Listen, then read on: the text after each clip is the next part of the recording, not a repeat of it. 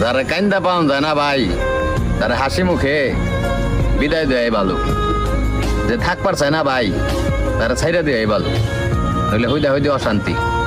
আপনি দেখবেন যে মানুষটা আপনারা বুঝে না, আপনার ভালোবাসা বুঝে না, আপনার অনুভূতি বুঝে না, আপনার সাথে থাকবার চায় না, পরে আপনি আনাম পৃথিবী বাইনা দিলেও আপনার লগে থাকবো না।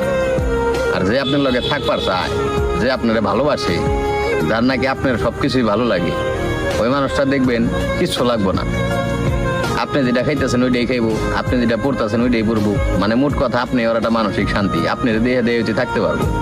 কিন্তু যে মানুষটা আপনার লগে থাকবো না, আপনার ভালোবাসাটা আগের মতো নাই, বা ভালোবাসে না, বা আপনার কোনো কিছু দেখে আপনার ভালোবাসে, ওই মানুষটা ওই পর্যন্তই থাকবো যতদিন ওই জিনিসটা আছে। যখন নাকি ওই জিনিসটা না থাকবো, তখন ভাই আপনার লগে থাকবো না। কিন্তু আমরা বেশিরভাগ ক্ষেত্রে ভুল করি কি জানেন? যে মানুষগুলো আমাগো না, সেটা ভাই বেড়াদার হইতে পারে, গার্লফ্রেন্ড বয়ফ্রেন্ড হইতে পারে, যে মানুষটা আমাগো না